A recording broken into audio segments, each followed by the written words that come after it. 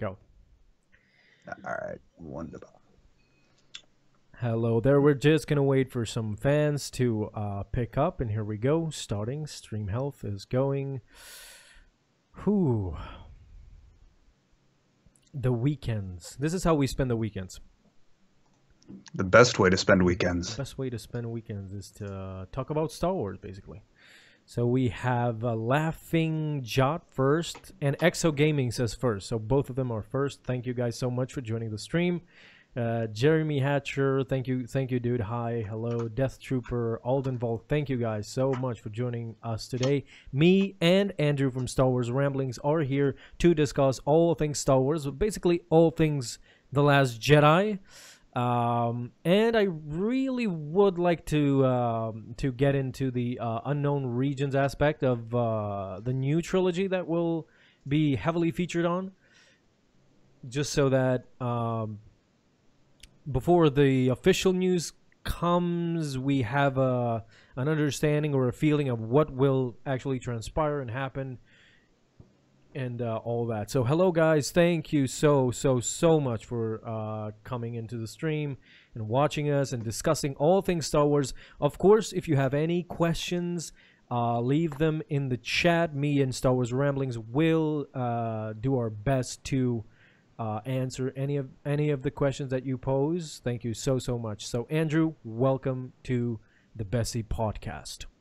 Yes, thank you for having me. I'm glad that I can actually make it for the entire show this time. Oh yes, we clearly missed you last time, but man, we had such a blast with Glenn from Star Wars Reading Club. That dude is just the best, and Yes, he is. we had so much fun with me and him. Were kind of the Star Wars nerds, I should say, but Monty, who's probably listening to us right now and laughing like Palpatine, he was just making us laugh left and right with his impressions and everything. Like he had it down packed, and Yeah. Yeah, I gathered as much from the chat because I left everything up because I as soon as I hung up on the Skype call, I immediately popped up, ran out the door and got in my car. I already had my keys in my pocket. I already had everything ready to go, so yeah. I could just run out and go to work. And so when I came home, the chat was still up and everything like that. So I was just real quick scroll through the chat, and I just saw people laughing their heads off. LOL.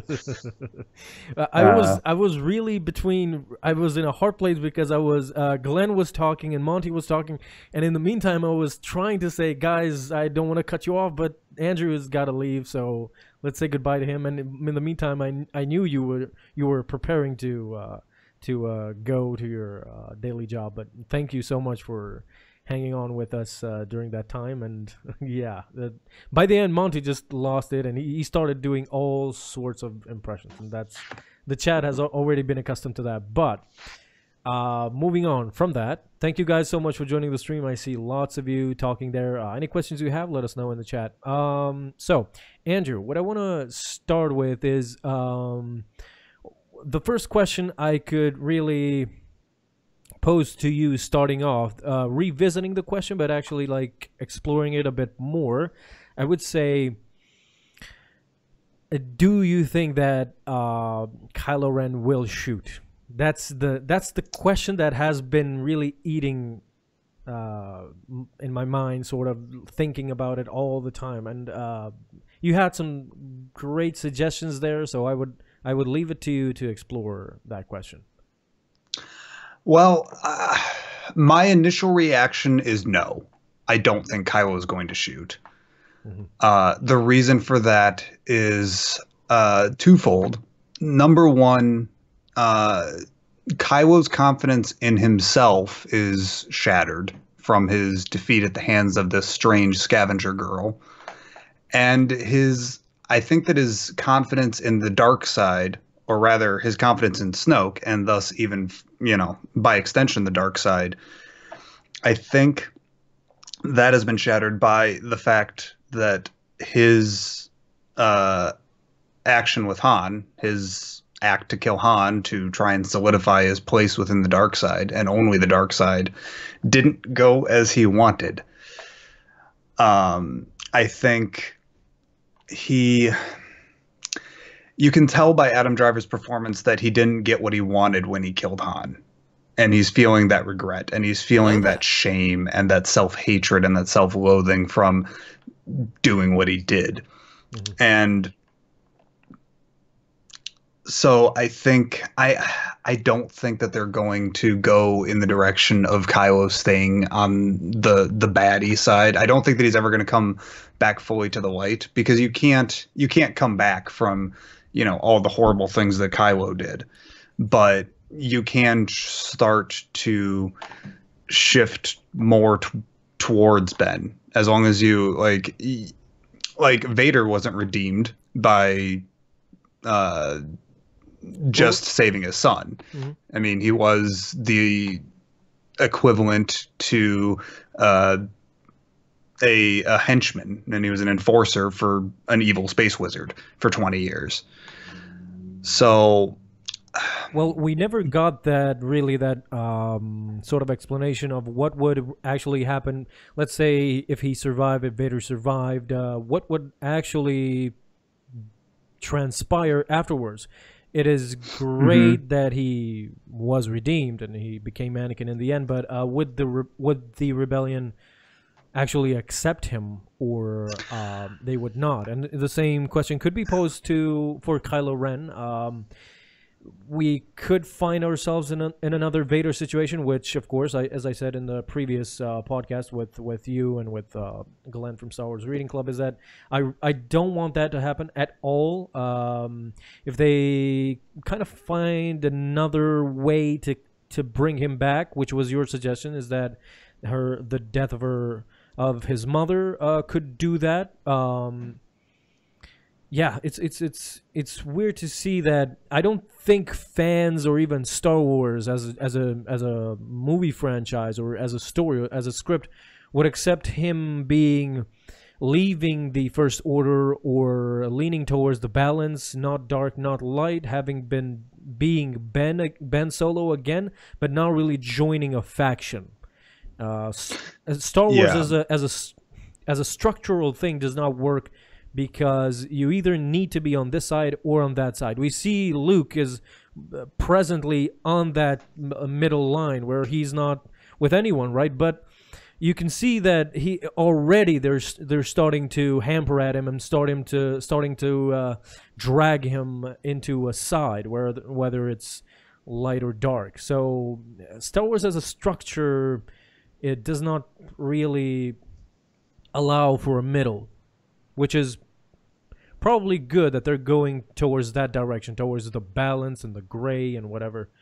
But there should be a definitive answer to an allegiance or an alliance, or what do you belong to, rather than just being Ben again, but not really being associated with anyone.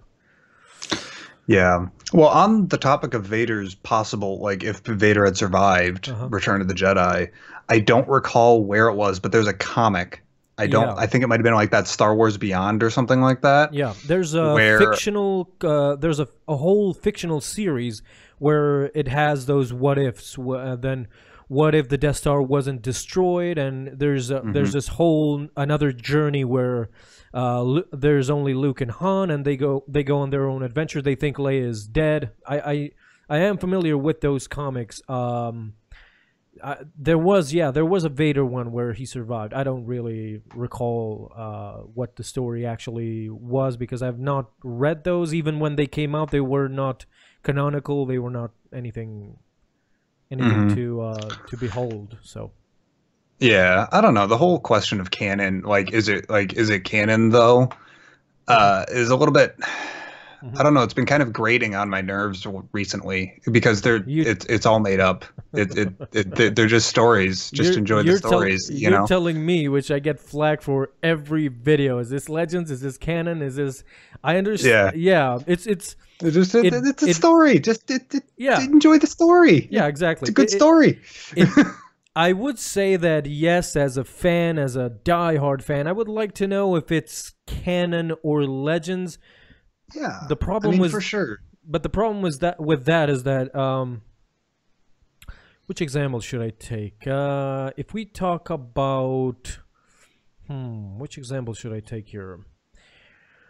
The Luke Skywalker or the Legends of Luke Skywalker book. If I start talking about Cade Skywalker, Yeah. Okay. then clearly you don't need to like think, is this canon or Legends? And I get those comments, of course, but there are fans who are Star Wars fans, but not totally, and it's great.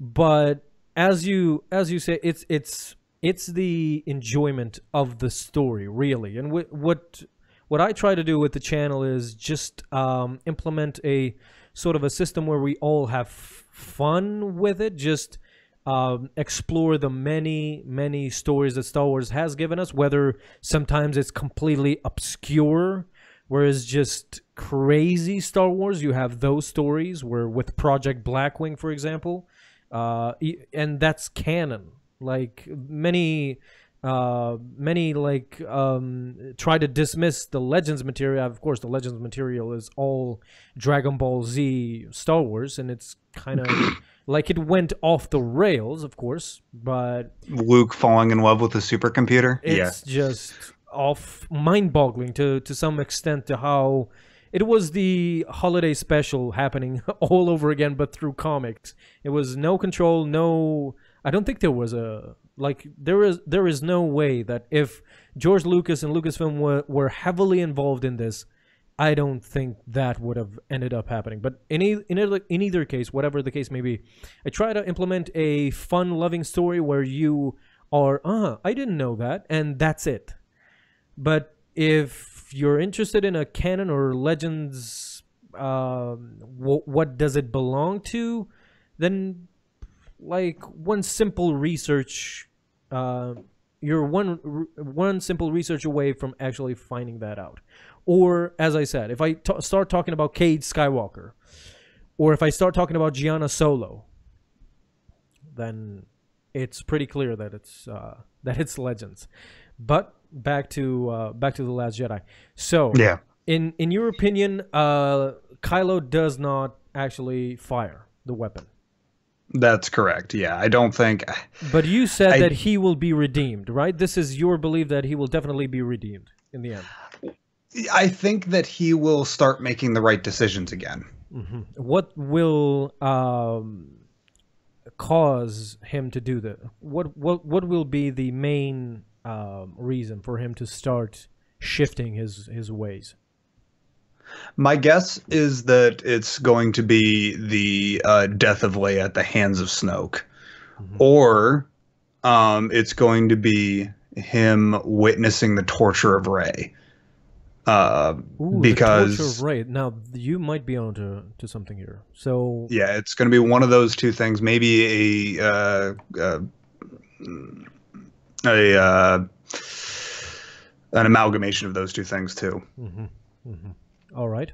So I don't want to spoil it really. I don't know if you've watched it. I hated that I've watched it, but I did see a clip or was it just a still image or something where Rey is firing back with her force power. And I think we see the throne room kind of destroyed a bit. Yeah, I've seen the still image. I know that comes from a TV spot. I've been avoiding the TV spots, but that doesn't really help because Twitter's a thing. Yeah. So, you see still images and like little glimpses where it's like you're scrolling through and it's like, oh, there's a video. Oh no, scroll faster. There's Snoke dead lying there. Okay, I got it. Yeah, exactly. It's like no escaping from that. It's done. But through watching that, we have watched it. We can't unwatch it. So since I have seen that, what gives? I don't know what else to like. It's pretty. To me, I wish to God that this is, as I said in the previous podcast, this is a Force vision. Because if they gave out so much in these spots and trailers, what will happen in that throne room? We basically know everything that's going to happen in that damn throne room right now. So it's, I'm hoping, I'm really praying that that's a Force vision. As I said, it's connected to her coming out of the water, witnessing Luke standing there ominous. So that's the beginning of the dark side cave vision that similar to what Luke had in Dagobah in the cave.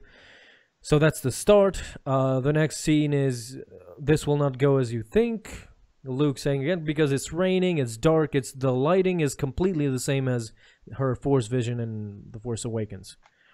So I'm thinking these two are connected, and the throne room, fulfill your destinies type of thing could be quick cuts of the throne room, Snoke and Rey and everything. I'm hoping if this is not a Force vision, then I don't know why they gave out so much. It doesn't make sense to me. The only logical thing for me to really comprehend is that they gave out so many things in the throne room because it will end up not mattering actually, because it's going to be a Force vision or something, a premonition of what might happen. We have seen her meditating in the trailers, and she's envisioning something reaching out or whatever. And we have witnessed her in The Force Awakens having a vision, which I think, again, she will have a vision. So we've witnessed her imagining things or getting into another realm all the time. So that's why I'm hoping this is just a quick cut Force vision that we will say, okay, I'm fine with this spoilery thing in the trailer because it didn't really happen. Yeah, I don't know. I don't know how I feel about it, to be honest. I mean, I feel like that almost be a little bit cheap if it is a Force vision.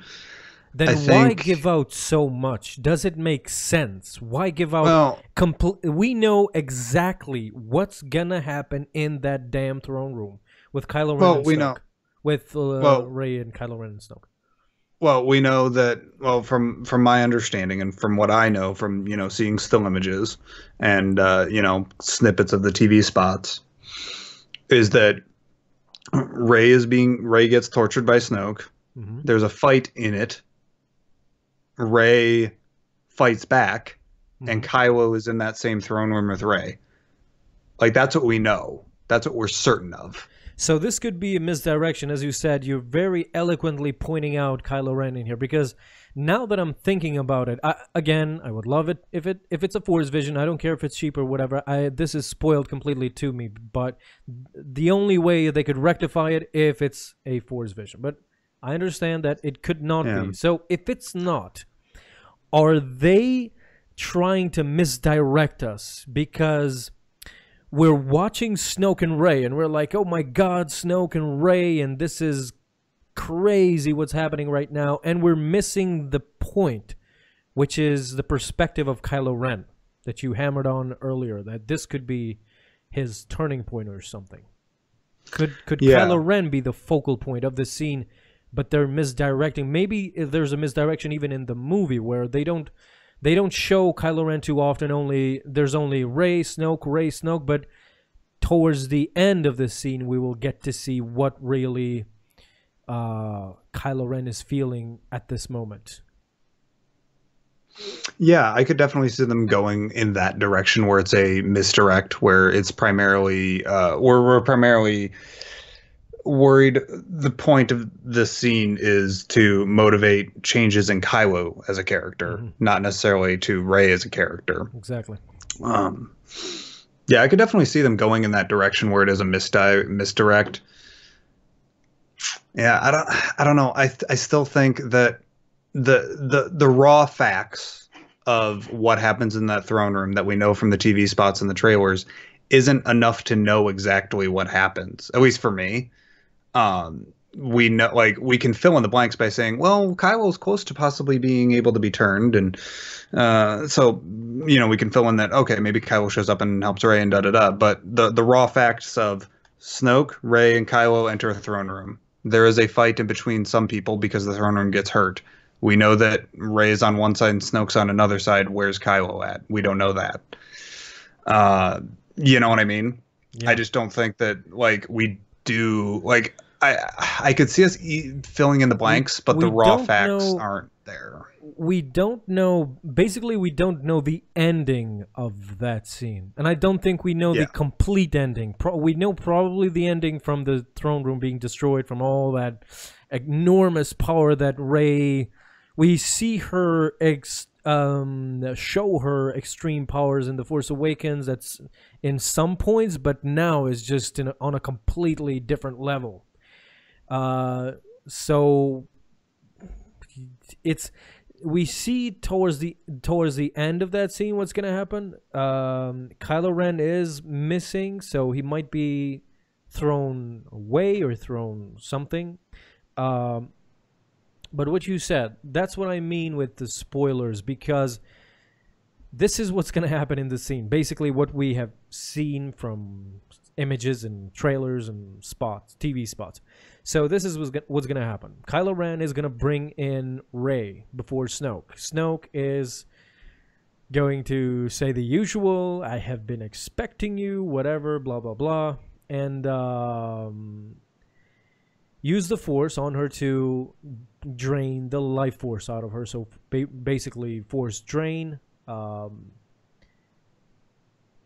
And at some point she's going to resist. The same way she resisted Kylo Ren in The Force Awakens, the Mind Probe Force power. She resisted that, and she actually threw that Force power back at him in The Force Awakens. So she might end up doing the same thing, whereas Snoke is trying to drain her life force, and she throws back that force power back at the Supreme Leader.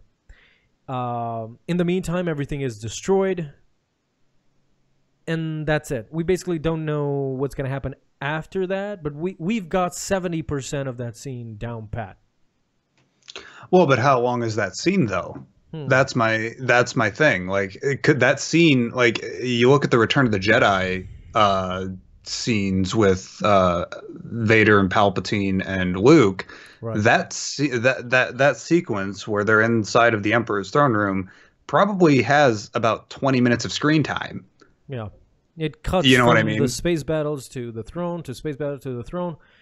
Yeah, and yeah, I get what you mean. The question has been answered to me, that people were like, is this going to be another rehash of The Empire Strikes Back? And not really. It's going to be a rehash, not a complete rehash like The Force Awakens was, I guess, to some people. Yeah, but it's going to get story elements from two films.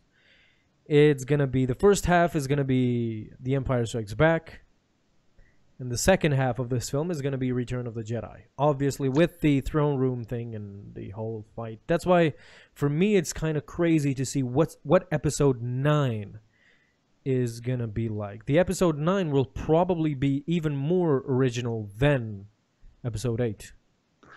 See, now, honestly... Yeah? Just to touch on that real quick, not to interrupt you, but... I think that The Last Jedi is going to hit us with some... Rian Johnson is not a traditional filmmaker. He doesn't tell traditional stories. Well, his film Looper is one of the a mind bender sort of thing, where he connects, and this is this explains him perfectly with Star Wars as well, because he connects the future and the past through really weird themes, I should say.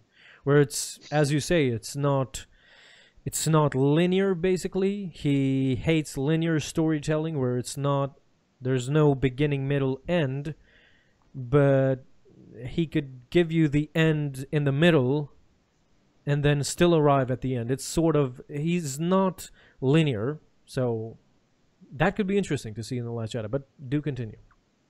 Yeah, I think that, I don't know, the whole rehash, quote, debate, The Force Awakens needed to be a rehash because the less casual fans, like, most of the hardcore fan scene, the very heavily involved fans have learned to enjoy the prequels for what they are. Absolutely.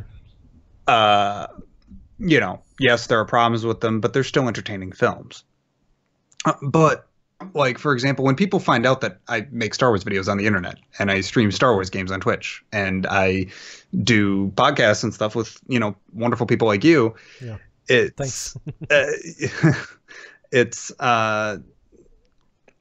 the immediate reaction to the quote layperson, the less casual fan, the less involved fan, is, boy, how about them prequels? Those were really bad, weren't they? Jar Jar was such a terrible character, wasn't he? And it's like, no, no, no. But Lucasfilm and Disney needed to counteract that running joke. Yeah, that in combat the meme, should we say? Yeah, exactly. They had to combat that, and they had to do that by, yes, making Force Awakens feel a lot like a lot of the original trilogy. But there's still a lot of groundbreaking and interesting themes that exist in The Force Awakens that don't exist in the original trilogy, that don't exist in A New Hope. Oh, yes. We've got a female lead protagonist. We've got a extremely conflicted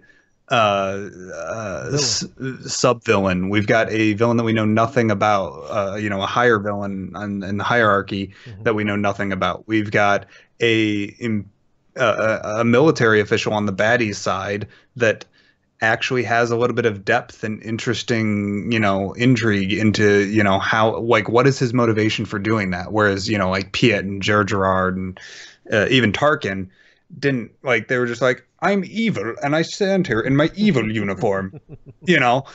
We didn't get that in the original trilogy, so I don't know. The whole the one thing that I absolutely love about The Force Awakens, I absolutely know what you're talking about, and I've been an advocate of this my entire time on YouTube, because I basically started my YouTube career after I watched The Force Awakens. Of course, I've been a huge fan my entire life, and but that what gave me the courage is The Force Awakens. So I basically I basically owe my entire life to The Force Awakens. I got inspired from that film.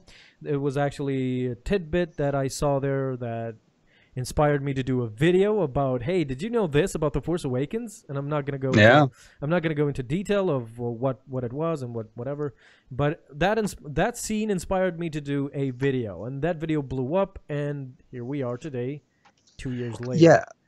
Exactly. I mean, you look at the Star Wars fandom now, and it's huge. It's just this juggernaut all over the internet. Yeah, there's different sides and factions to it, but the only reason why I started doing content production is because people like you got into content creation because of The Force Awakens. So like the Force Awakens is your content parent.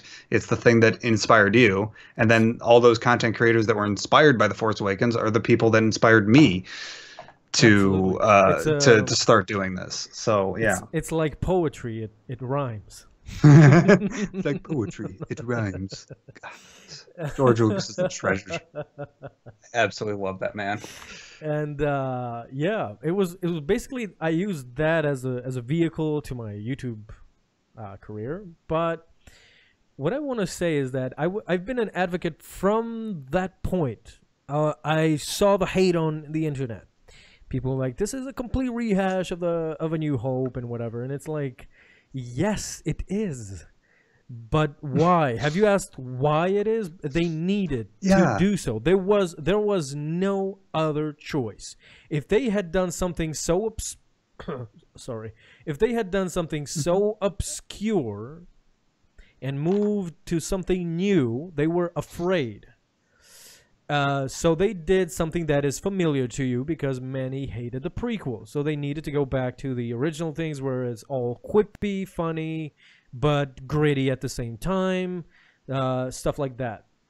My thing that I loved from the start, like since the movie started, the thing that I loved the most was how subtle The Force Awakens is.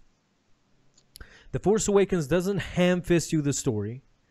It doesn't shove it down your throat. Doesn't try to get you to understand something that you must understand.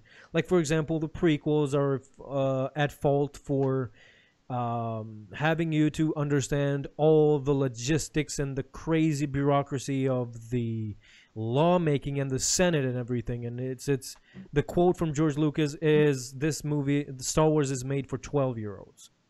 And of course, the immediate response to that is, if it's a movie for 12-year-olds, then why do the prequels exist? So that is the conflict that happens with the prequels. But because simple enough, told simply, the kids are not going to understand this. Moving forward, the much of the adults are not going to understand this. Somebody working at at Walmart as a cashier or something. I'm not job shaming or anything, but I'm just saying, somebody who leads a simple life and has never gotten interested into even the slightest thing about politics. There are people in the US and wherever in the world that don't understand their own country's politics. If you tell someone right now, do you know your congressman? Do you know how the laws are legislated? Do you know how are they implemented, and how do they go from a bill to a law and everything? And nobody knows that, because simply told enough, maybe it's a system that was made purposefully like that. Maybe it's a difficult system that people really can't understand. But that's the problem with the prequels, is the politics side, which I see it. I am entertained by that, of course, because now as an adult, as a child, I couldn't care less about the politics side. I sort of maybe understood what was happening, since it was the only thing that a child will understand is that they're blocking Naboo because they're mad for something. And that's what a child understands, and nothing more. They don't care about trade negotiations or trade disputes, or there is nothing like that. Yeah. So the ham-fisted way of George Lucas was trying to do this for himself. That's the main problem with the prequels, is that he did this for himself, and was trying to say that you fans, here you go, you understand this. It is your job to think. When really it wasn't a smart move. It wasn't something out of this world smart. It wasn't something out of like for example, the movie Seven with Morgan Freeman and Brad Pitt. You have all the 7 sins and everything, and you're like, you need to. It's an intelligent movie that you need to keep up with. Or Fight Club. There's a split personality, and you need to keep up with. If you watch the movie really carefully, you will understand that there is something weird going on here. But if you don't, if you just watch the movie, then in the end you will understand that it's simply, oh, it was split personality. Great. And you turn off the TV. So the prequels are not an intelligent movie where George Lucas would say, okay, fans, this is an intelligent movie, and you need to think hard about what does this film represent. So by that account, completely remove the Senate and the politics and everything, go by the wayside. Maybe introduce it simply because to show how Palpatine became a chancellor. Maybe, and I'm saying briefly. Yeah. Whatever the case may be, that's why I love The Force Awakens. You have this, and I still remember that feeling. The first time I saw Kylo Ren, I was like, wow, I'm really digging this dude. This is great. As the story progressed, I was like, this is I love Darth Vader to that point. I was like a crazy Darth Vader fanboy. The moment I saw Kylo Ren, I knew that Darth Vader had some competition. And he ended up falling to number 2 because honestly, Kylo Ren is something really interesting, an interesting character that you can play around with and go wherever you want with him. It's really that type of a good written role to the point where you can go anywhere. All your paths are open. You can go whatever, do whatever you want with him. But another thing, when for example, it's the subtleness. What I was trying to say is that what I love about The Force Awakens is that they just simply Snoke just simply reveals that, oh, Han Solo is your father, and they don't do a crazy reveal. The soundtrack does not shift to something dramatic. There's nothing. It just says, "And your father, Han Solo." He says, and Kylo Ren just dismisses it, says he matters nothing to me anymore, whatever, and we move forward. Even with Starkiller Base, I don't know if I mentioned this or were you gone by that point. Starkiller Base, if we watch A New Hope, you see A New Hope, and when the Death Star is destroyed, you have this climactic moment, this beautiful moment where the soundtrack is showing you exactly what just happened. This is a great thing. And the ships are flying away, the Death Star blows up, and you have that soundtrack. I'm sure you know what I'm talking about. The specific moment when the soundtrack is just showing you this beautiful moment. But in The Force Awakens, they were self-aware enough to know that we're doing a third Death Star, and we know it. And what can we do? Basically, they were shrugging. Basically, in the film, when Starkiller Base is destroyed, I just watched it yesterday again. When Starkiller Base is destroyed, nothing really changes. It's just you see the ships fly away, and the soundtrack just continues on, keeps going. Yeah, as if nothing is really. We knew this was gonna happen, and it doesn't really shift, and I love that about The Force Awakens. Whatever you say, it's a rehash, it's whatever. I know they needed to do that. I know they needed to connect with the fans again and get both the younger audience and the older audience back together. And they were subtle enough to let you know that this is not a crazy thing we're trying to reveal to you. This is just, we're subtly showing you these things, but wait for episode 8. You're gonna be really satisfied with episode 8. But 7 is just here as a placeholder for you guys to be content with, I guess. Yeah, definitely. Where do we even come from on this? Let's see here. Well, I think that, I think that Rian Johnson's going to give us, The Last Jedi is definitely going to be, it's going to have hallmarks similar to Empire Strikes Back and Return of the Jedi, in that, two very powerful force wielder, there's going to be, some force wielders doing things, and there's going to be a military operation because it has wars in the name of the movie. Like, other than that, I don't think that we're gonna. Everybody loves Empire Strikes Back. Like, most people really enjoy Empire Strikes Back. So why is that a bad thing if it even is kind of like that in the first place? I would say that I would love to see something different play out. That not really. But it's good that they're combining the two. That's what I mean, is that if you're gonna get implements from, if you're gonna incorporate things from Empire Strikes Back, then it's I guess okay that you're gonna implement stuff from Return of the Jedi as well. This throne room scene, if it ends up being real, then it's definitely a Return of the Jedi scene implemented in it. I'm gonna admit that I have no idea how the film will end. That's what I'm gonna say, is that I seriously have no clue about the ending right now. I have no idea who's gonna survive, who's gonna live, who's gonna die. I have no idea. It's that crazy. Even Leia, who the main actress has actually died in real life. I still don't know if she's gonna die in The Last Jedi or not. Yeah. On the subject of Leia dying or not dying, I can't. They can't do an off-screen death for Leia. They just can't.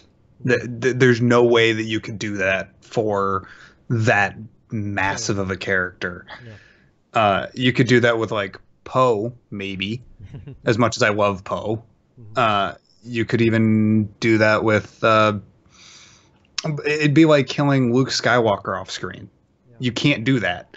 So they're gonna have to kill her off. Well, she was introduced even before Luke Mhm. Skywalker, so it's Yeah, a exactly. New Hope. So she's even a bigger character than Luke. Yeah, exactly. Uh, yeah. She's going to have to die in either The Last Jedi or the very beginning of Episode 9, which is relatively easy for them to do. They can easily pull, an image of, or, a couple of shots of Leia looking stoic on the bridge of a ship, while the First Order swarms in, and then fade to white and then show the ship exploding or the bridge exploding. You can still do that without actually having deliberately shot a death scene for Leia. Yeah, yeah. They could use. Well, there's as a filmmaker, you have different. You have many different tools which you can implement and use in your inventory. For example, yeah, unused footage of, as you said, the unused footage could be without dialogue or whatever, and you could just blow up a ship that she happened to be in, basically. Yeah, I'm just exactly. I'm just completely spitballing here because I have actually no idea what they're trying or they're gonna do. I just hope Yeah. they handle it, and I'm sure they will. But I hope they do handle it with class and intelligently, at least. So that's what I hope, and yeah, we will see. I'm gonna post the link to your channel here, guys. If you want to see great videos about Star Wars, and if you love Andrew right here on the live stream, then go ahead and subscribe to his YouTube channel that he has on here on YouTube. He talks everything about Star Wars, and my mic. Your mic is quite muffled. I'm not sure. Hello? First off, thank you so much for that. Go ahead. I'll let you do your testing. There's something with the mic happening. Guys, can you hear me well now? Hello there. Let's see if I can higher gain maybe? Yeah, that's all that I could think of. Higher gain. Higher gain. I just upped the gain, so maybe I'm better now. Guys, let me know in the chat. Am I well? Am I sounding good? Something's wrong with your mic. I can hear you, only your co-host. Really? That's odd. Gain maybe? Yeah, that's all that I could think of. Higher gain. He's working on it right now, guys. I If just you can't upped the hear gain, so Bessie, he's maybe working on trying to up the better gain now. of his Guys, let me microphone know in the to chat. Am I well? get it Am so then I, we can sound get it so then good? you guys can hear him Something wrong again. with your mic. I can hear you, only your co-host. Better. Okay, so I That's guess all I right. guess we're good again. Hello there. I just I don't know what happened there, but we're gonna move Yeah. on from the scrambling mess that is The Last Jedi, and we're gonna move on to the new trilogy that hopefully we're gonna see really soon, by directed and written by Rian Johnson, who should be our favorite Star Wars director after The Last Jedi. Let us see it first and then judge it. But I'm gonna say we're gonna love it, I hope. And with that, I'm gonna post the unknown regions map right here for everyone to see on the stream. And the reason why I'm zooming in is for you guys to see the unknown regions section here on the star map, where basically you can see that what we know so far about the unknown regions, especially in canon, is that Starkiller Base belongs to the corner of it, basically on borders with the charted map, and the Rakata Prime, which is quite interesting if you are familiar with the Legends lore. The Rakata Prime are extremely interesting. And one more thing that is in the unknown regions, that is located in the unknown regions, is coincidentally the Elum system, where most of the Kyber crystals are located and taken from. And the Chiss Ascendancy, of course, but that's just a given. Everyone knows that by now. So, moving on. With these 4 locations, basically Starkiller Base, we're done with that. Take that out of the map. Rakata Prime, Chiss Ascendancy, Elum system. That's what we know so far. The Aftermath book, I think it was the second one in the trilogy, Empire's End, if I'm not mistaken. That book revealed to us that it's as we know, the unknown regions are an unexplored region, so basically not a lot of people have ventured there, but those who have during the Jakku Observatory, if I'm not mistaken, Andrew, you could correct me here. No, yeah, that's correct. It's during one of the that was the primary mission of the Jakku Observatory, is to send out expeditions and observe goings on out in the unknown regions. Exactly, but one of them actually found a safe route, because this is basically what they show us, is that the unknown regions are a complete mess of space, where it's basically it's mixed with all these anomalies, where there are countless black holes, solar storms, and many other things that don't make it easy for you to travel around or there, wherever it is. So with this in mind, that it is a extremely dangerous territory for space travel, and with these 3 locations, Rakata Prime, Chiss Ascendancy, and the Elum system, what could we be seeing here in the new trilogy? Okay. First off, number one, when I saw Rakata, because I got the visual dictionary the day that The Force Awakens came out, where this map is out of, you could ask my wife. I actually screamed when I saw that Rakata Prime was on the map. I was like, but yeah, my thoughts on this new trilogy and the direction that they're going to go is, I'm patiently waiting for them to tell us what it's going to be, because I would love for it to be a Darth Bane trilogy. I would love for it to be a Old Republic trilogy about the war with the Rakata. I would love for it to be a Thrawn trilogy.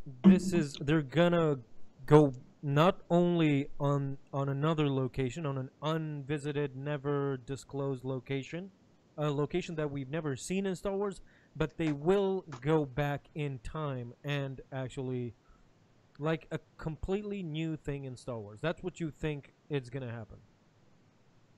Yeah, I think they can't really. They could jump far forward into the future, but I don't think they're going to do that. They could do that, actually. I mean, if because they mess with time, then definitely they should go back during the Old Republic era, because, as we said, it's Disney. They're gonna do things that are familiar to the fans, and of course, what is more familiar than the Old Republic so far? If you want to do something different, then the Old Republic is a great, fantastic place to actually start. So if that's true. If they're gonna go in time, but my question is, are they gonna do both? Are they gonna do the new location, the new planets that we've never seen before, and the time shift, or are they just gonna do one of them? That's just it, is that they could do either of them. You could easily, if it is, for example, my pet theory that I don't think is going to happen, but I would really like see happen in the sequel trilogy is that the Resistance is obviously vastly outgunned by the First Order, and the Chiss Ascendancy jumps in and saves the day in either Last Jedi or That would be awesome. Episode 9. Because, well, you know, in the Thrawn novel, we know that the Chiss Ascendancy is trying to find allies to combat this growing darkness out in their territory, the unknown regions, which is in theory where Snoke's from. So maybe they're trying to fight against Snoke, and you know, that's the reason why Thrawn is with the Empire, because he's trying to build a relationship with them, so that then the Empire can come and help them with their fight with Snoke. That's my pet theory. That I think that's probably the best way that they could go if they're going to do a quote current day, around the Skywalker saga era. But I think that they are going to do a time jump, and like you said, you know, earlier about us about them pretty much only being able to go towards the Old Republic. I do slightly disagree with that, simply because Episode 9 will be out by the time that this trilogy starts. So the Skywalker saga could be wrapped up with Episode 9. Absolutely. And then that means that then they can jump far forward into the future without blocking themselves in for any sort of future Skywalker saga movies. Isn't it early for them to actually jump the gun here and completely move away from everything that we know and love? Isn't it early for them to do that? Well, it might feel early for us, but something that Pablo Hidalgo said at Star Wars Celebration Orlando this year, and then was reinforced a couple of weeks later when he posted something on Twitter about how much of a time, like an in real life time bubble that they live in at Lucasfilm in the creatives department and stuff like that, in the story group and with all the writers and the directors and the whatever. You see this like for example, the first, like, what Pablo posted on Twitter was this concept rendering of Thrawn for Star Wars Rebels.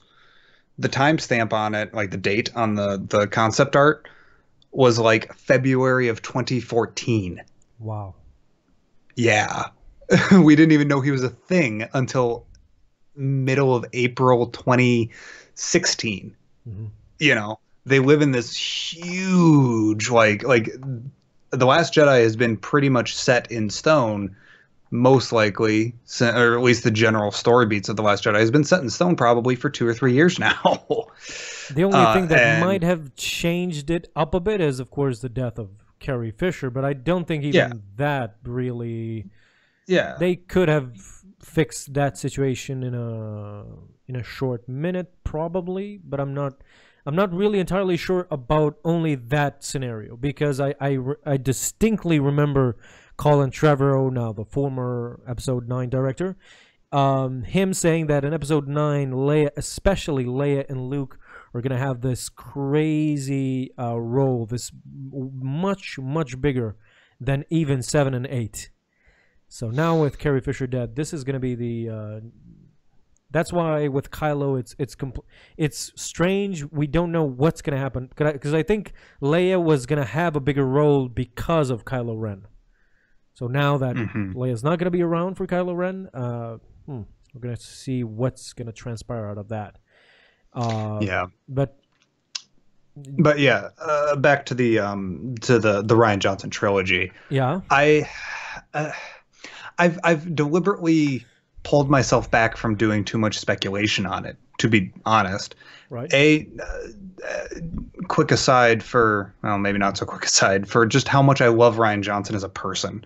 Mm-hmm. Yes, okay, I've never met the guy, but but just in his interviews and stuff, there was recently a clip when he was doing the press tour for The Last Jedi down in Mexico City a couple days ago, where he's just he feels like that. Like, you can tell that he's a grown-up 10-year-old who's going, guys, I made a Star Wars film and I want you guys to see it. It's done. I really want to show you guys. I can't wait to show you guys. Guys, I made a thing, guys. You know, But and he's trying to be poised at the same time. yeah, he's trying so hard to be poised, but it's not quite working. And it's just he's reacting exactly how I would react if, you know, somebody was like, "Hey, you get to make a Star Wars movie," and then I made it, and then I'm now just sitting there going, "Okay, I want people to see this Star Wars thing that I made." And in addition to that, I've got a friend of mine who went to Star Wars Celebration Orlando, and Rian Johnson went into the line for the Last Jedi panel, and he was there for like 6 hours, up until like 3 o'clock in the morning. Wow. And he had to be there for the panel at 10. And then, you know, perform on stage for that panel, basically, because you're still presenting things. And he was there, and he went through the line, each individual by person, and like talked to each person for like a minute or two. And one thing that my friend told me, a story that my friend told me about it when he met Ryan. Ryan came up to him, and, you know, he introduced himself. My friend's name is Dominic. Shouts out like, to Dominic. Yeah, and he's like, "Hi, my name's Dominic," and he's like, "Yeah, I'm Ryan." Da da da. And they're like, you know, "I'm so excited for the film." Da da da. 45 seconds of conversation goes through, and then when Ryan goes on to go to the next person, Ryan actually says, "It was a pleasure meeting you, Dominic." Wow. The fact that Rian Johnson, like, I know that he doesn't, like, Dominic and I both know that, and everybody else listening to the story should know that, yeah, Rian Johnson's not going to remember Dominic's name in 3 minutes. Yeah. But the fact that he bothered to remember that name for 45 seconds. That's crazy. While and Dominic was like in the middle of the line. So he's already been doing this for 2 or 3 hours now. My God. And he actually bothered, like, he cares enough about the fans to actually remember their name just for that little snippet of time. Wow. The effort that has to go into that, especially, like I said, when you're conversing with thousands of random strangers. Sure. And you don't actually know what you might be a polite guy, but 5 guys ahead of you might not have been actually quite as polite as you, we should say. Yeah, exactly. "You better not mess this movie up." What? You're meeting a Star Wars director, you know. But exactly. Yeah. Or asking for spoilers. I swear I won't tell these 1,000 people behind me. I won't tell them, please. What's gonna happen in The Last Jedi? Yeah, exactly. I'm like, yeah. Yeah, it's great. It's actually, I've seen a lot of course, a lot of interviews with Rian Johnson, and I've seen Looper, and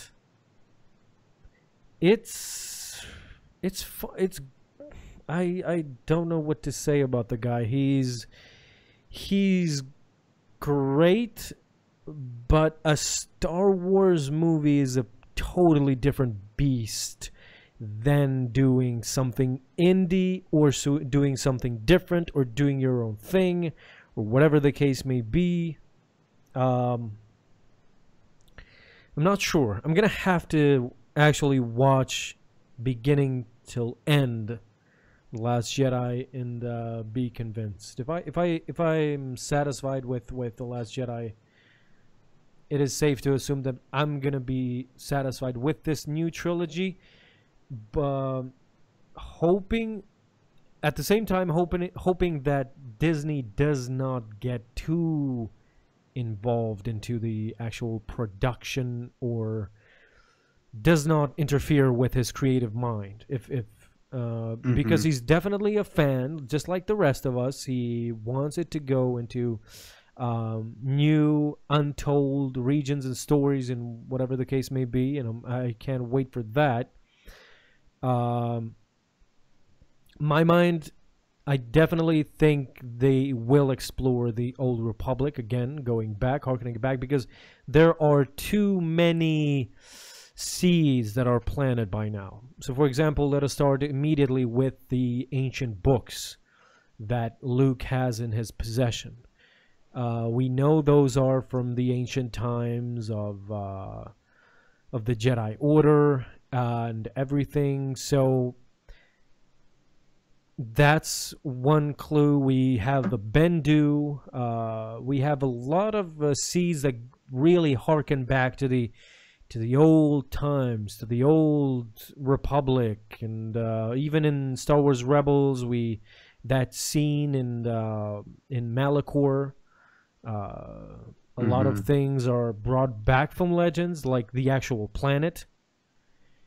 And yeah, it's those types of things that are implemented to us, that are, look at this ancient thing, look at this old thing, look at this ancient thing, and you're like, wow, I would really like, even an average fan that hasn't played KOTOR, that is not currently playing the Old Republic, will be like, wow, this is really cool. I would like to see what was it like in the beginning of the Jedi Order, or the Old Republic times, where they've had these massive wars and the Jedi Order is at a bad place at a bad time. Maybe they will go further than that. Maybe they will go in front of that. Who knows? But I would really like it if they really canonized and explored some of the Old Republic things that are right now are not considered canon and are not explored really to the maximum. Yes, for sure. Another big clue that we have to them going backwards in time with this new trilogy is that it's very easy to connect the dots in between Ryan writing this movie, The Last Jedi, and going and having to come up with all this backstory, because he's going to be explaining all of these ancient things and all these ancient concepts about how the Force works and how the Force interacts with people and how people started interacting with the Force. And then he looked at all these notes while he's sitting there writing the script for The Last Jedi, and he goes, huh, that'd make a really good movie, or maybe like a TV show or something. I'll bring it up to I'll bring it up to Kathleen. And then he brings it up to Kathleen, and Kathleen goes, no, this is good for a trilogy, and you did a really good job on The Last Jedi. We really like what you did there, and you managed to pull it off perfectly fine, and, we've got to grow out of confidence in that thing. Here's the keys to a new trilogy. Have fun. Exactly. It's pretty easy to connect those two dots of creating the backstory for The Last Jedi and then going, that backstory would actually make a really good regular story. Well, that's what I'm hoping with. The risk part of it, it's what gets me leaning, or gets me to suspect, which is basically, will they go all new too fast? That's what I fear all the time, is that they want to do it, but they're afraid. And because this is not just an independent thing anymore, like Lucasfilm. Yes, it was a big conglomerate company when around the prequels came and everything, and we understand that. But when they were starting off, it was really this sort of independent thing. So by now you have this, you have a lot of things to worry about. So you have the fans, of course, but us, the fans, I maintain the reality that the fans are there to be listened to, but not really recognized. We're at the bottom, really, when it comes to fulfilling our wishes. Our wishes are only fulfilled when their pockets are in danger. So first thing they would really look at is the Disney shareholders, the actual company, their stock, this, that, their investment in the Star Wars saga and universe and everything. And it's the simple question will be posed: will they go everything new too fast, whereas they go to a different location, new characters, new everything, plus travel through time in the Old Republic? So that's why I asked the question in the beginning, will they do this or this? Because if they do both at the same time, that's going to be the problem. If they do the Old Republic, then I think the Old Republic should be done in the familiar setting, not in the unknown regions. If they do the Old Republic, for example, if they go back in time, then they should do the Old Republic in scenarios where we are familiar with, such as Coruscant or Tatooine or something along those lines. Dantooine. I know everyone would love to see Dantooine actually on screen, and many other things. But they should do that. Old Republic, back in time, but familiar setting. Or if you do a new setting, new uncharted territories, new planets, new species, new characters.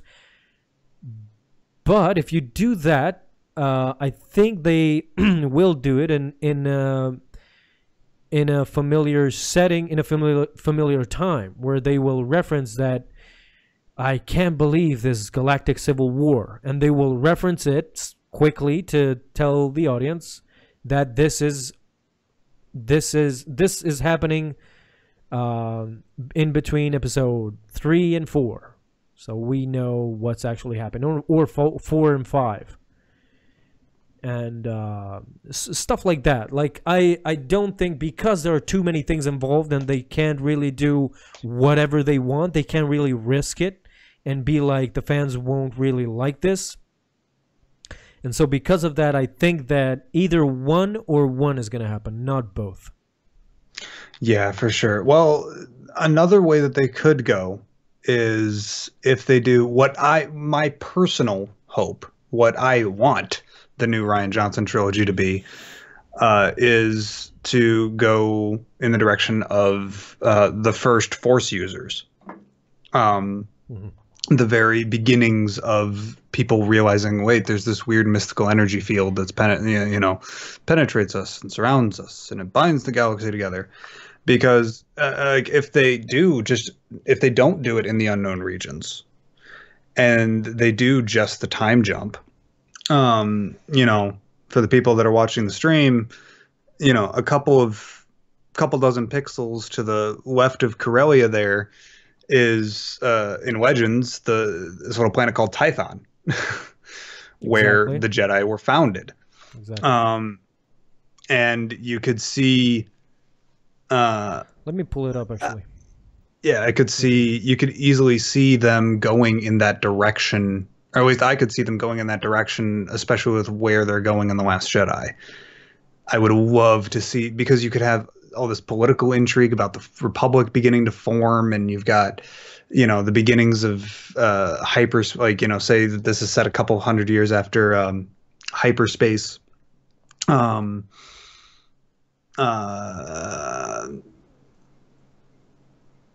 Hyperspace travel has been invented. You could do different. However, would it be another case of midichlorians? Those things is what I consider. I am a fan. I would love to see all of these things that you're talking about. The only problem is the average viewer. Will this be another midichlorian thing? Will this be something that not the fans, not the average viewer will want? That's the problem. Is it too much too quick?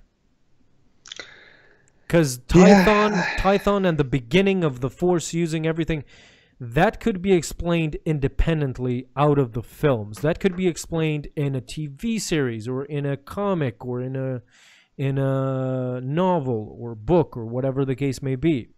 If you devote your entire trilogy to the beginning of the Jedi Order and the beginning of the Force user and how they discovered the Force, will it be another midichlorian scenario? That's what I'm afraid of, and I'm sure they are afraid of, and they won't risk it. Yeah, I think that the difference is that the midichlorian thing, the midichlorian backlash, was, in my opinion and in my experience, a reaction to the application of science to the Force, to magic. I think that was the primary backlash. I don't think it was necessarily it was explaining too much. It was the fact that it was explaining a mystical thing in a scientific frame. Yeah, what's worse is that they even it feels like it's brushed over. It feels like it's not explained as it should be, because it's this mystical power, it's the Force, it's something that it's really mysterious, but you just brushed it quickly with, oh, it's midichlorians, it's life forms that exist in your bloodstream, or whatever the case may be, microbes, and you basically get this, oh, it's this, and even the setting in which Anakin is told this, it's a platform that really, it's not really a student-teacher forum where they're sitting and actually Anakin is trying to learn something, or Qui-Gon has the time to explain it to him. But it's this setting where Qui-Gon needs to explain to him quickly what it is, because I have to go in front of the Jedi Council, where I have to quickly do this thing. So this is the Force, this is the midichlorians, and okay, let's go. And it's sort of that feeling where it's quickly done. But just the point that I'm making is that if the risk is there, will they take it? I think that Disney is very good at making money. And because of their skill at that, they're not going, they have taken missteps, obviously.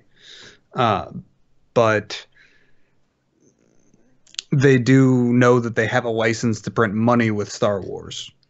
You slap anything with Star Wars on it, and it's going to sell better than anything that doesn't have Star Wars on it. And I personally trust the fact, especially I trust Kathleen Kennedy as a producer and as the president of Lucasfilm. That she is going to guard Star Wars in a way that we can. She's going to keep Star Wars from becoming too out of control. Generic. Yeah, too generic, too out of control. I can see, no, I don't want to say Bob Iger, because Bob Iger's, he's more interested in running the company, but the people, the creative overlords at Disney, and the creative structure inside of Lucasfilm, Kathleen Kennedy and the story group and stuff, they're kind of keeping things in balance so that then they are exploring new things, new interesting things, but the other side, the Disney side, is still keeping things sort of grounded. Well, that could really that could work if not one group is stronger than the other group. It's what's the problem. But yeah. It's just speculation right now. Everything that could I'm leaving it to the hands where I'm really satisfied with. The only thing that gives me assurance is that if it wasn't good, Rian Johnson would not be on board, basically. That's what gives me hope, is that the guy accepted it because he knows this is going to be something that he loves and the fans will love as well. So yeah, and another point to that is that Rian Johnson made this story. Like, he conceived it. Exactly. Exactly. And they're going, yeah, sure, have fun. Here's the keys. Here's your $600 million for your 3 movies. Have fun. Beautiful. This is gonna be great. And the release date for it, if I'm not mistaken, was after the 2020 Obi-Wan release date, right? If I'm not mistaken. Yeah. Well, we do know that they haven't set a release date, but they only just announced that, oh, we're going to be making this eventually. So we don't know if it's going to be. Well, we also don't even know that the Obi-Wan movie is going to happen. I think it's definitely. We've heard by now. Yeah, I don't. It's kind of have to. I mean, you could easily do that. Could be. What I think this is going to do is the speculation that was happening, I think, a year before or something like that, is that Star Wars fatigue. It's coming to the fans, and it's a problem, and they want to expand. Of course, they probably will expand the Kylo Ren Rey story to 10, 11, 12. So how do they do this successfully? Well, this will be perfect, but because I hope they don't do. As a Star Wars fan, I have become accustomed to waiting for a Star Wars film every year. So it's hard for me to say this, but I have to, which is after the Obi-Wan film, there's gonna be this new trilogy by Rian Johnson. This is gonna be. I'm not trying to say this is gonna be a filler trilogy, but in this context, is what I'm trying to say is that this is gonna fill that gap in between those 10 years, probably 10 years, of letting the actors mature a bit, and physically, I mean, mature and grow older, whereas they can come back for 10, 11, 12, and start the new trilogy after 10 years of in between the new trilogy films. So it's going to be 2019. It's going to be episode 9. It's going to play, and we're going to be done with the new trilogy. And then the sequel trilogy will be coming after around 2029 or 2030. Not really sure when should it be, but that's my main thinking here, is that they want to fill that decade of 2020. Yeah, I mean, for sure. Like I said before, you know, Star Wars is a license to print money, and the whole concern about fan fatigue. They've been making, I mean, you've got two warring franchises, two warring companies in DC and Marvel that are cranking out, in between the two of them, 5 or 6 superhero movies a year. A year. If Marvel has taught us one thing, is crazy successful. Exactly. It's like, if Marvel has taught us anything, is that there will never be superhero fatigue, as there will never be, at least, like, not for me, of course, but I'm talking average fan viewer, so I don't think there will ever be a Star Wars fatigue, but they may not want to risk that. So in order to not to risk that, they're going to be releasing a 2020 or 2021 possibly, or an Obi-Wan film, and then going 2 years in between. So it's gonna be like the prequels in the original trilogy. So you have for example, if you have the episode 1 of the new trilogy in 2023, then in 2025 you will have the second episode, and in 2027 or 28 you will have the third and final episode of this new trilogy, where Rian Johnson does his trilogy, and that's it. And after 2028, when that trilogy is done, we can continue with Rey and Kylo Ren's story. Yeah, definitely. That's definitely where I think that they're going to go. I'm in complete agreement with you.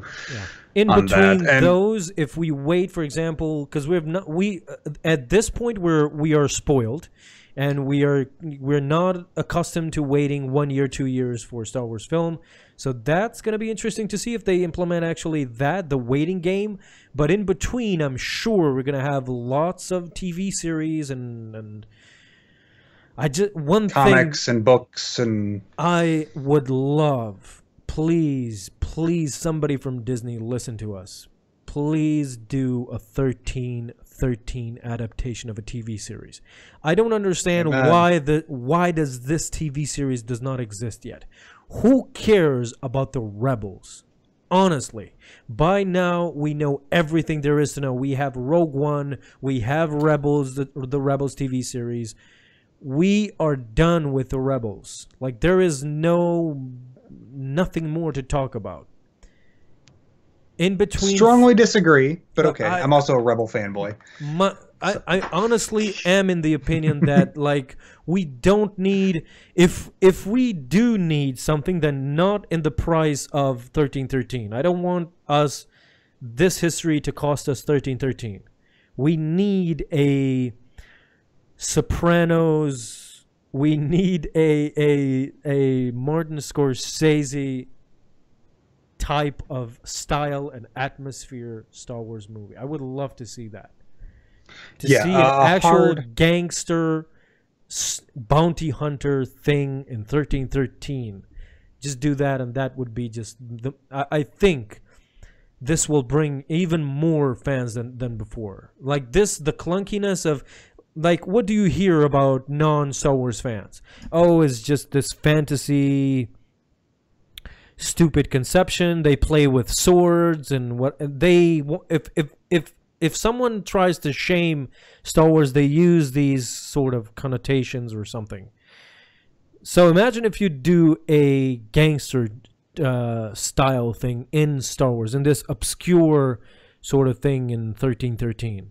And I would be fine if they use the Galactic Civil War era in 1313. Then, of course, possibly you could integrate... I don't think Vader would go down to that level ever, but yeah, you could do something with that. You definitely could have Boba Fett as well, most definitely. Yeah. The setting of the setting of a TV series like that doesn't really concern me. It could be about the Imperials, it could be about the criminal underworld, it could be about the rebels, as long as we get a, maybe not Game of Thrones-esque, but a hard R or a hard TV MA rated series that is for specifically the adult market. The adult, exactly. Yeah, as long as we get a more dark and gritty Star Wars, I'm happy about that. Yes, Star Wars is about the hope and the optimism and the hero's journey and the whatever, but it can grow into more than that. It can, like, if we're also looking back at making stuff like Forces of Destiny, that's for super young kids, and then Star Wars Rebels, which is aimed at like 8-year-olds. Why can't we look forward past that? You know, Star Wars is for 12-year-olds and start making stuff for 18, 19, 20, 50-year-olds. But they did. What else was Rogue One? Yeah, that's a fair point. Can you show a kid a Rebel Alliance soldier killing one of his informants? Can you show a kid Darth Vader in the end literally slaughtering the the rebels? So that's a fair point. Yeah. But the problem with Disney right now, that's what I'm trying always to say, is that we think as fans, but they don't. That's the problem that I have with Disney right now, is that they want to have one foot in the door, one foot in the house, and it's this fear or panic that they have, that they don't know what to do. Oh, we want the younger market, but we want the older market as well, and they don't know how to shift, how to play with that. And it's like, it's time for us to move into that 1313 era, because you have Rogue One, so you have taken that step. There is nothing more to, like, I don't know. I seriously don't. I would even accept 2 TV series. Do whatever you want with Forces of Destiny, like pop out. You can pop out an episode every day for that show, because we will never watch it. So do 2 TV series concurrently. Do one for kids that we will never watch, but will satisfy the kids and the shareholders and the company and the stock, and everybody will be happy. Do one for the kids, let them watch. But do one for the adults as well. Don't let us sit through, like, for example, I can't wait for Star Wars Rebels to be done. Honestly. I thought I would never say this after season 2, after the season 2 finale. Like, that episode gets me every time, even if I know it's so good. It's the most beautiful thing in Star Wars. The most beautiful. My heart gets torn out every single time I see that. My heart just gets completely ripped out when Ahsoka goes, I won't leave you again. Exactly. Exactly. Oh. So how do you go from that to selling out completely? Every time I watch episode on that show, it's like a punch in the face, sort of, because I can't stand it. My teeth are grinding, because every time I see Ezra and Kanan not slice anyone up with his lightsaber, or actually shoot at somebody, hit someone, they're like, they either kick a stormtrooper or hit a stormtrooper in the face and they're knocked down.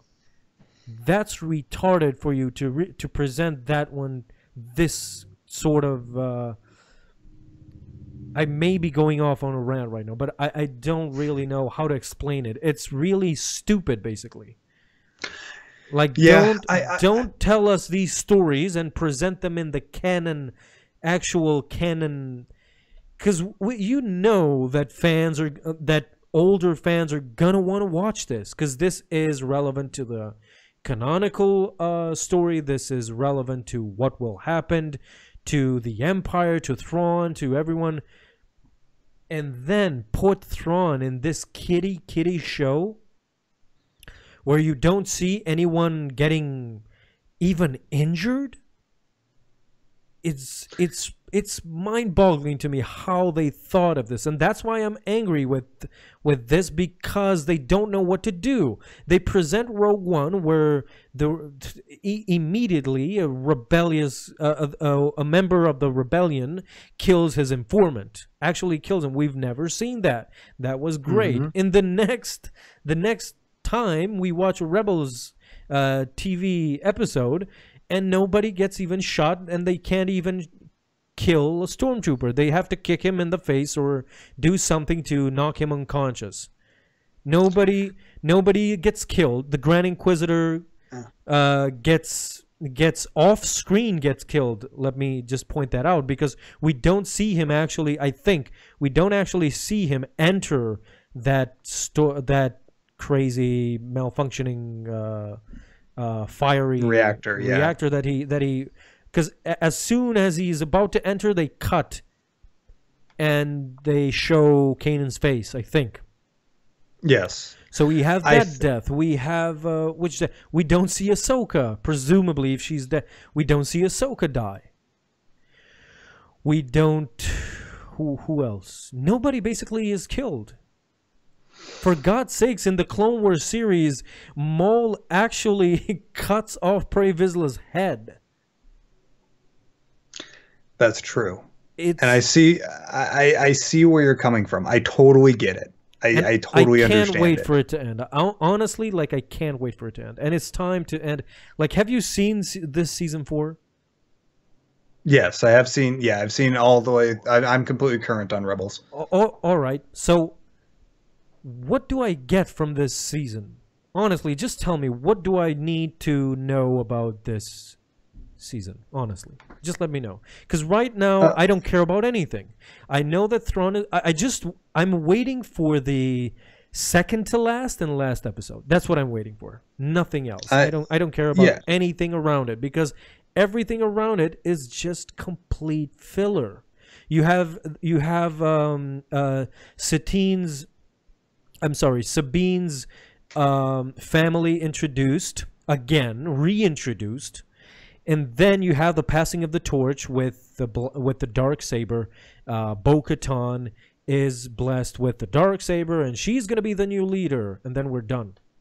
We have 4 or 5 episodes after that where we have no hint of Mandalorians, and it's like, what are you? I don't know. What's the point of this? Why should I watch this? It goes back to what we were saying at the beginning of the show, of this show, that they're just meant to be fun stories for 8-year-olds. They're not meant to. I think that I'm guilty of this too. I'm guilty of relying on the books and the TV shows and the comics to just inform me as to what the rest of the universe is. Mm-hmm. But it's important for me, the way that I find enjoyment in Rebels is by separating myself out from the search for things of meaning and just sit down and enjoy a fun Star Wars-y adventure for 45 minutes if it's a double episode, or if it's a single episode, 22 minutes. All right, but Andrew, just realize this. You're watching it for enjoyment. I watch it for enjoyment. I do. I love it. Mm-hmm. I sit down. I want to enjoy this really great Um, some of them are like I like canon. I hate Ezra, but whatever the case may be, I continue to watch it, and whatever the case, okay, I'm watching it. When you see a 20-minute episode of nobody getting blasted or hit or critically injured, that's the problem. Is that you're looking at that and you're like, this is dumb. And that's the problem that I have with this series, is that I can't wait for it to be done because this is a farce. You can't spend 4 seasons of nobody getting hurt. That's illogical. Like, they have spent years waging war against the Empire and you never see a death. You never see somebody, never, not even death by blaster, let alone death by lightsaber. Why would Kanan and Ezra, both of them holding lightsabers, would kick stormtroopers repeatedly and knock them down unconscious? When you know you don't need to do that. Both of you have lightsabers. Just slice them up and you're done. But of course, it's a cartoon for kids. And that's the problem, is that bothers me. When I see that, I'm going to sigh once, I'm going to sigh twice, but when I see it 3-4 times in a row, I'm like, this is too stupid for me to sit through. And that's the end point for me. And that's why I'm saying that season 4 needs to end. It needs to end as quickly as possible, and let us find out what happens with Thrawn and with the band. I'm guessing Hera Syndulla will survive because we've seen her in Forces of Destiny, and okay, Hera will survive. The Ghost will survive. Yeah, that's it basically. We're gonna see what happens with Kanan and with Ezra. I hope Ezra dies, and I sincerely say that. And, yeah, I can understand your. I go back and forth on Ezra a lot. Like, we'll get like the Malachor arc in season 2, and I'll be like, yeah, okay, I'm kind of down with this Ezra guy finally, and then He'll say something stupid. Then Heroes of Mandalore happens, and he's just running around with the jetpack and failing miserably, and he's just there so that then we can get the bumbling fool joke, and it's like, can we just cut back to Sabine being a badass, please? Exactly. But yeah, no, I definitely get where you're coming from. It comes down to the fact that not all Star Wars is for everyone. You are clearly much more interested in the realism and the war part of Star Wars. You want that maybe not super grittiness, not that super profanity laden, or Andrew, I can sum up exactly what I want with 2 words. Want to hear them? Sure. Clone Wars. Yep. I totally get where you're coming from. I am even in total agreement with you that I would like Rebels to be more like Clone Wars. A lot. Yes. I would be much happier with Rebels if it was being run like Clone Wars. But it does come down to, the Clone Wars was the eccentric billionaire show. George Lucas went, I want to expand more on the prequel trilogy.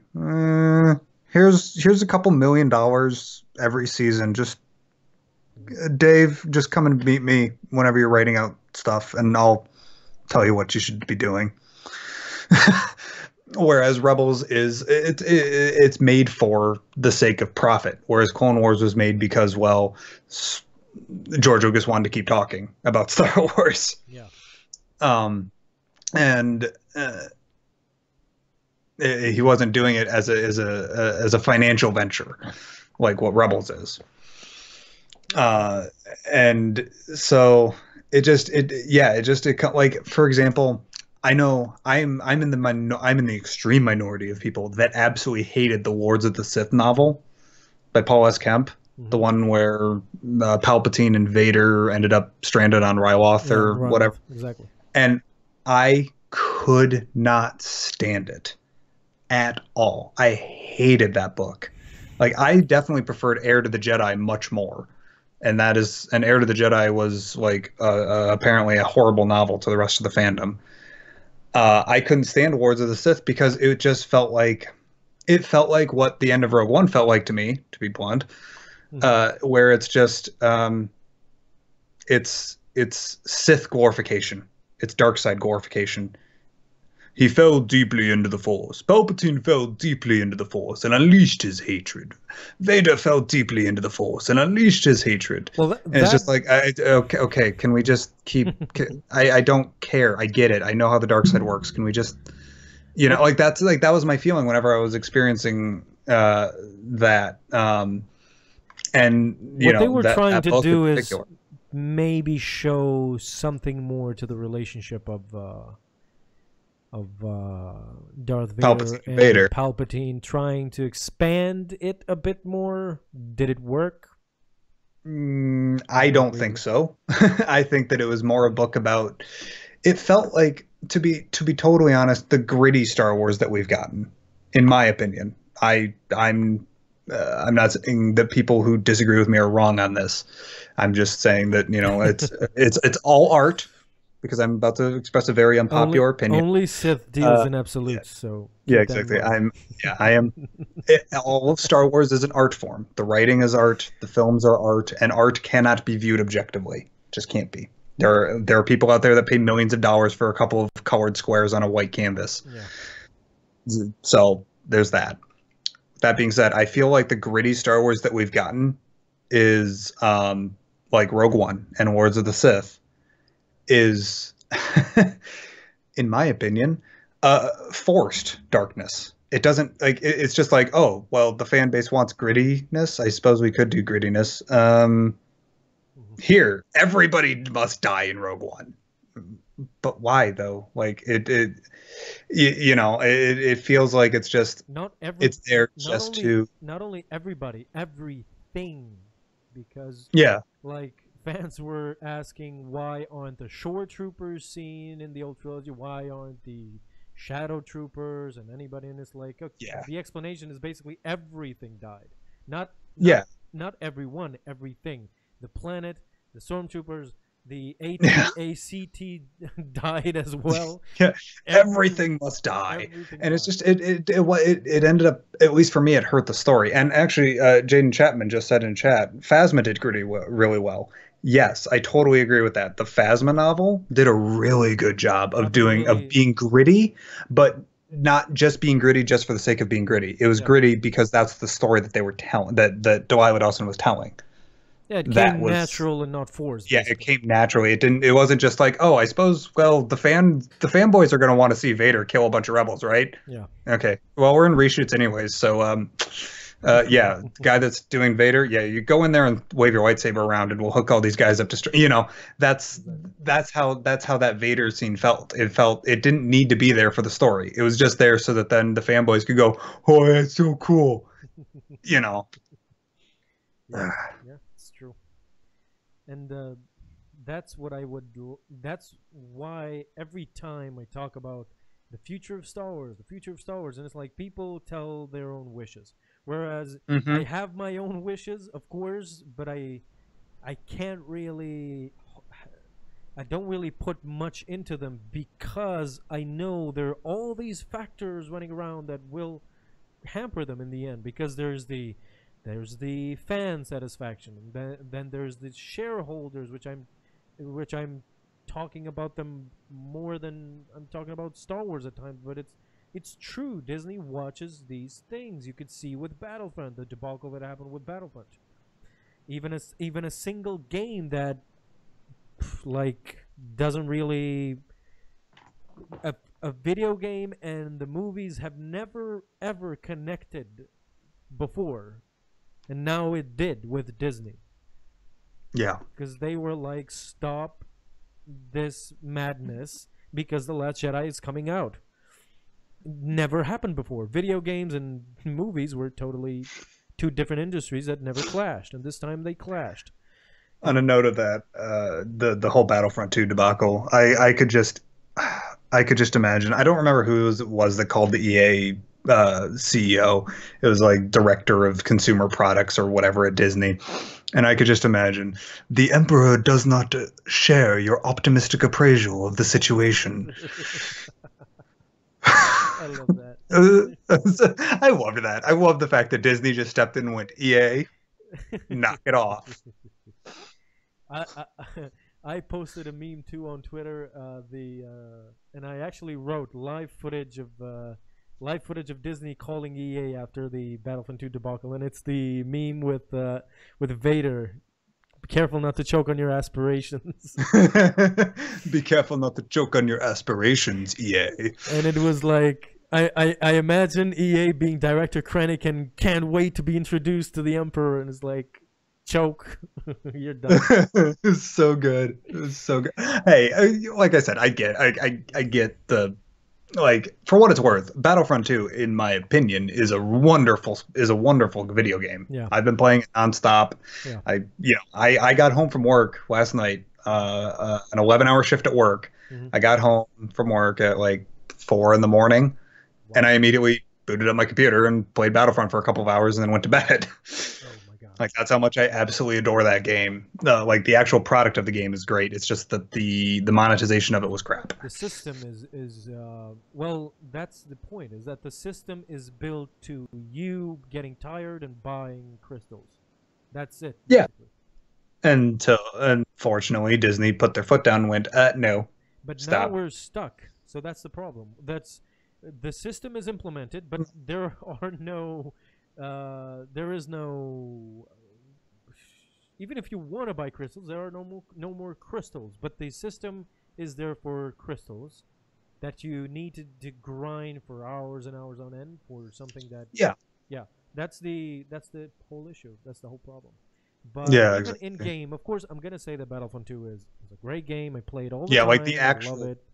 yeah, the physical mechanics of it, the gunplay of it, and Better than Battlefront 1? the My yeah. god.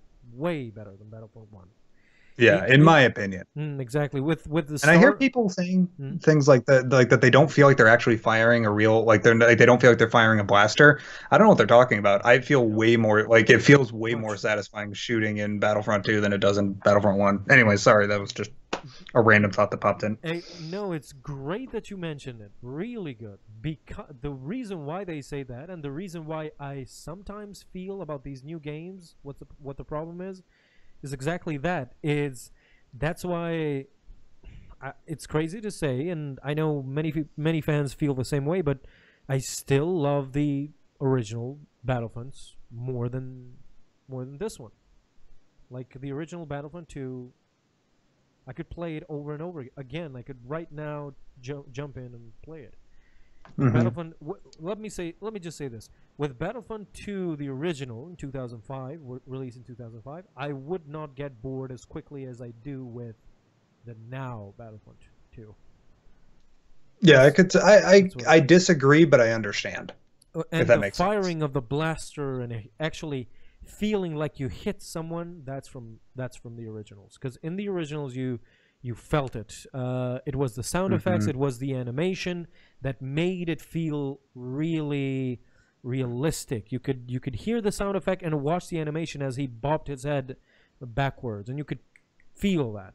I don't know, it's that sort of a video game magic or whatever, but it's there. And that's why I understand them saying that they can't feel like they're shooting or they're hitting someone in the new. But my yeah, I don't know. I went back and tried to play Battlefront 2 on PC, and for what it's worth, the Steam port of Battlefront 2 on PC is not as good as I've heard allegedly that it doesn't feel, or that it wasn't a good port of the game. But it didn't, for me. It felt like I was looking through nostalgia glasses. Same with like Republic Commando, like just it didn't feel quite right. But I totally understand the people that still love that game. Like, a lot of people can't stand the old Final Fantasy games, but just because they're so grindy and so, whatever, and everybody accuses me of looking through nostalgia glasses, but I still really enjoy it. So yeah, exactly. And with some modifications, with some mods installed and these new graphic mods and add-ons and that you have, it could be still a fun and enjoyable game. And I think, especially with again, not only Battlefront, but you have the Jedi Knight series where, like, you have the movie battles mod. Oh yeah, yeah, And yeah. it's beautiful. It's great. You get to like really feel a part of that scene where it's great, and people still love them and enjoy them. That's the magic that these new companies really can't. I posted, I think on Twitter, I I gave an answer to a fan, I think, and we were talking about these new, how EA is failing and everything. Sorry, how EA is failing and everything, and it's I proposed a really interesting thing because indie games. We have seen many indie games, and I don't know if you know or have you played Inside, the video game. Yes, I have not played it, but I have watched a couple people, like a couple of Let's Plays and stuff. Exactly. So you love it, or what's your feeling? It's Hmm. it's not for me. I mainly watched those Let's Plays because of the commenters, the people that were playing it, the people that made the videos. Yeah. It was entertaining enough, but it's definitely not good enough for me to personally purchase. Uh, right. But the story as a comprehensive thing. Did you find the ending, for example, abstract? Yes, I did. Hmm. Well, Um, well, like, doesn't it merit for? Like, I thought the story was pretty sound, pretty good, and the gameplay, the mechanics were wonderful by the gameplay, because I watched Let's Plays as well. So by that point, do you think that the video game industry should go the same route as the movies are going on right now? Whereas, for example, you get indie directors. For example, Gareth Edwards was doing indie projects when he got picked up for Godzilla, and then he got picked up for Rogue One. yeah. Colin Trevorrow was basically the same way. He was picked up going from an indie director to directing Jurassic World, and then he was gonna direct Episode 9, but not anymore. So you have those types of, and they have done great things with these films. There are a couple of other examples I would mention, but I don't really recall some other directors. But Joss Whedon, yeah, Joss Whedon, James Gunn as well. He went from Hmm. extremely indie to Guardians of the Galaxy, and now it's one of the most popular things ever. Yep.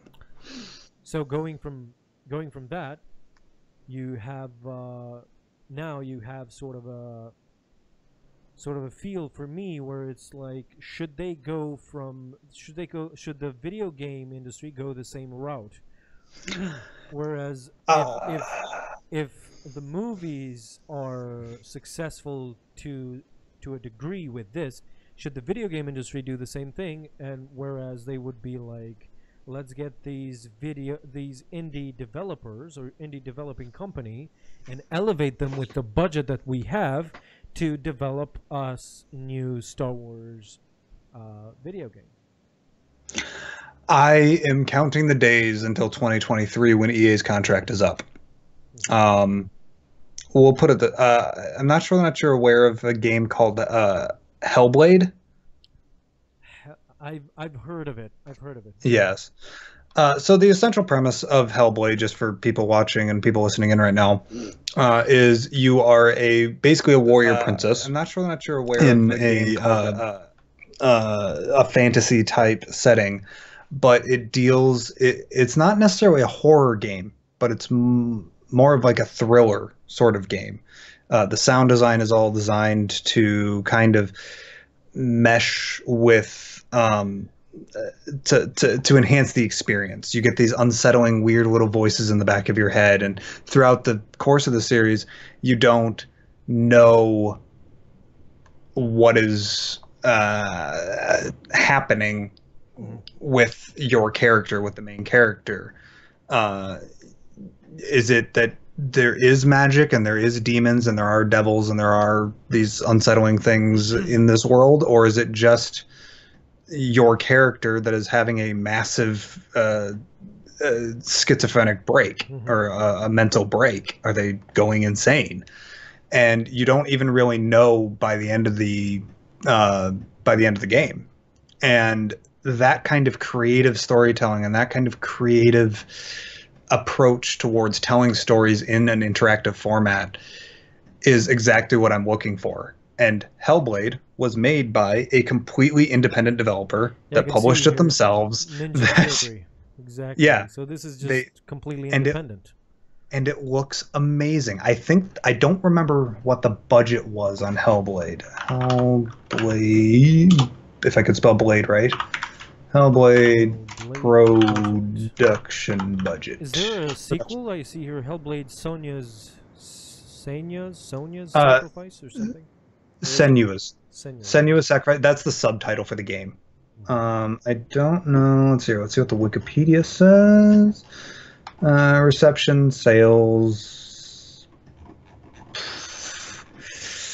I'm not seeing a production cost attached to it. But the point is that it was an indie developer, so it couldn't have been that crazy of a production cost. It couldn't have been the $200 million that EA Exactly. poured into Battlefront 2, or what Activision poured into Destiny, either of the Destiny games.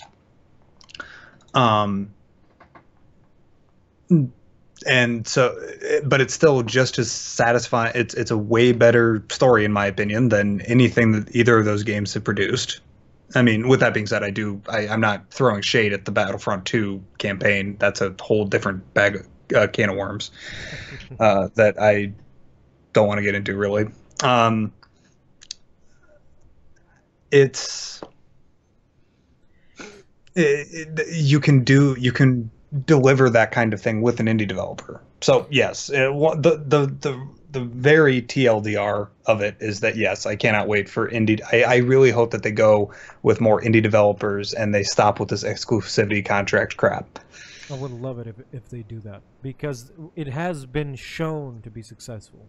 Is what I mean. Is that that's the point of it. Is that you have tried it in the movie industry and it's gone perfectly fine. Not all the time, of course, but you have a lot of success stories. And Yeah, why not try it in the gaming industry as well? And I'm sure that that gaming company would be honored, would go crazy because they are probably, if they make the bid for it, they're probably great Star Wars fans, big Star Wars fans, and you have a lot of them indie developers that are just passionate, and you don't have passion probably in the EA side of things where it's just everything is corporal basically, and it's not really somebody, a group of friends basically on the helm doing it for the love of it and having it financially viable. So yeah, that's the yep, thing with it, but I do hope that they kind of they move away from all this craziness of making the rich richer, because yeah. that's not Just the spirit. keeping it within that wheelhouse of EA, Activision, et cetera, et cetera, et cetera. Yeah, because they only the sole purpose that they went for this is simply because it's just it was a marketing thing because everyone went crazy when Disney bought the rights. They were like, "Oh, this is good. We can't wait for Dice to make Battlefront," and that's what Disney heard and did. They were like, "Okay, Dice do the game." EA got involved. Everything was supposed to go right. Even with Battlefront, we were like, "Okay, this is just a half of a game. We know they were rushed. Let's wait for Battlefront 2." And now with Battlefront 2, it's a better game. I'm not gonna say it's horrible, but yeah, Yeah, you see the problems with it, and it's gonna follow every big corporate company that's out there because they want money. They don't make things with a passion. That should be obvious enough, but it's not until they get hit with the hammer like they did with Battlefront 2. So I hope this serves as a lesson for future developers and development of games. Do the same strategy, go the same route as the movie industry, and you might be surprised. So yeah, I hope they do exactly that.